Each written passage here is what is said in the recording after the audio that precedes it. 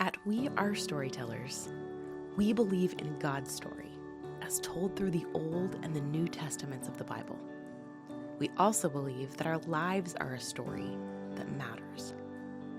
When we begin to see the very real places where God's story and our stories intersect, we unlock wonder, worship, and a hope that communicates truly good news.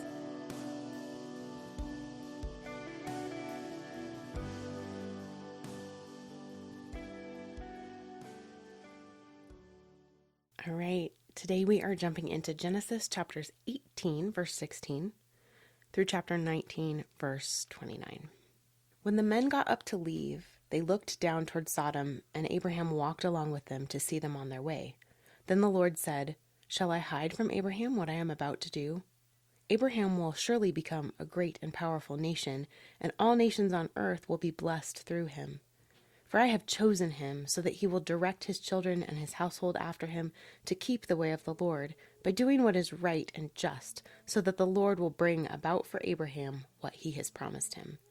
Then the Lord said, "The outcry against Sodom and Gomorrah is so great, and their sin is so grievous, that I will go down and see if what they have done is as bad as the outcry that has reached me. If not, I will know." The men turned away and went toward Sodom, but Abraham remained standing before the Lord. Then Abraham approached him and said, "Will you sweep away the righteous with the wicked? What if there are 50 righteous people in the city? Will you really sweep it away and not spare the place for the sake of the 50 righteous people in it?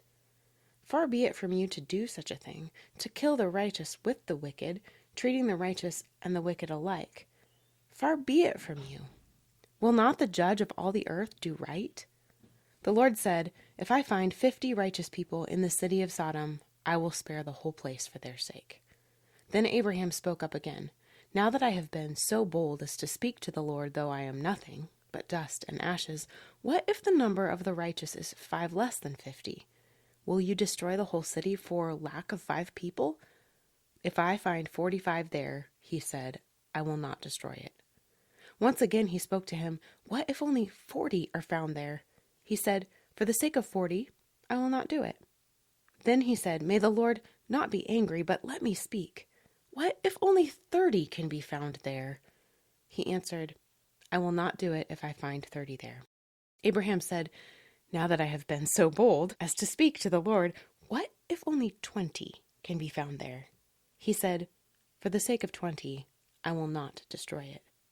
Then he said, "May the Lord not be angry, but let me speak just once more. What if only 10 can be found there?" He answered, "For the sake of 10, I will not destroy it." When the Lord had finished speaking with Abraham, he left, and Abraham returned home. The 2 angels arrived at Sodom in the evening, and Lot was sitting in the gateway of the city. When he saw them, he got up to meet them and bowed down with his face to the ground.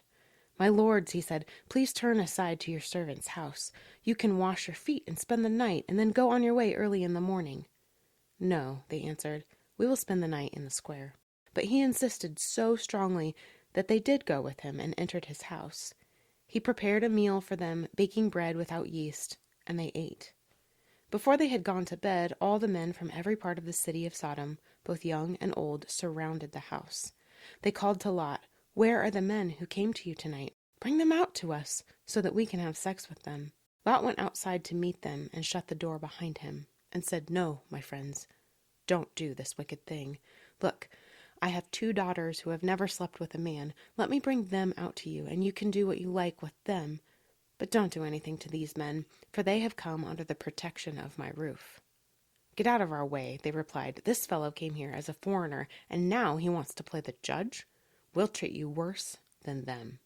They kept bringing pressure on Lot and moved forward to break down the door.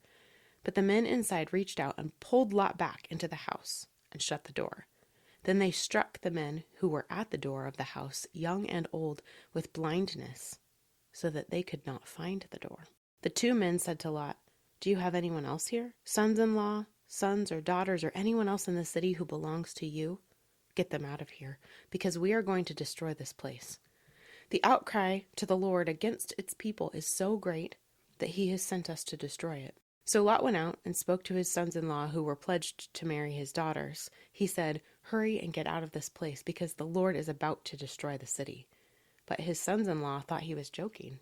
With the coming of dawn, the angels urged Lot, saying, "Hurry, take your wife and your 2 daughters who are here, or you will be swept away when the city is punished." When he hesitated, the men grasped his hand and the hands of his wife and of his 2 daughters and led them safely out of the city, for the Lord was merciful to them. As soon as they had brought them out, one of them said, "Flee for your lives. Don't look back, and don't stop anywhere in the plain. Flee to the mountains, or you will be swept away." But Lot said to them, "No, my lords, please. Your servant has found favor in your eyes, and you have shown great kindness to me in sparing my life, but I can't flee to the mountains. This disaster will overtake me, and I'll die. Look, here is a town near enough to run to, and it is small. Let me flee to it. It is very small, isn't it?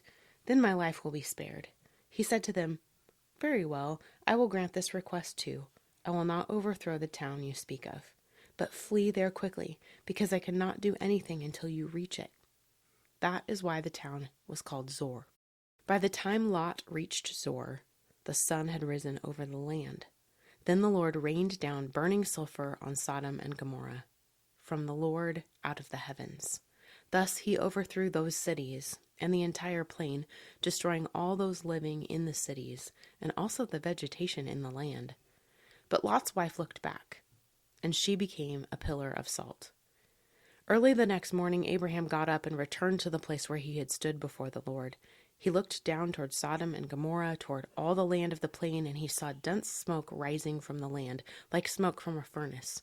So when God destroyed the cities of the plain, he remembered Abraham, and he brought Lot out of the catastrophe that overthrew the cities where Lot had lived.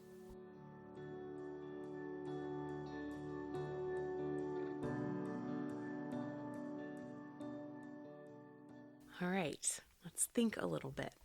Number 1, what cities does Abraham ask God to spare? How many righteous people did God need to find to prevent him from destroying the cities? And who turned into a pillar of salt? Number 2, there's difficult stuff in this reading again today. What caught your attention, stood out, or made you curious? What questions do you have? And number 3, what do you think God wants you to understand or glean from today's text? Is there anything you need to apply?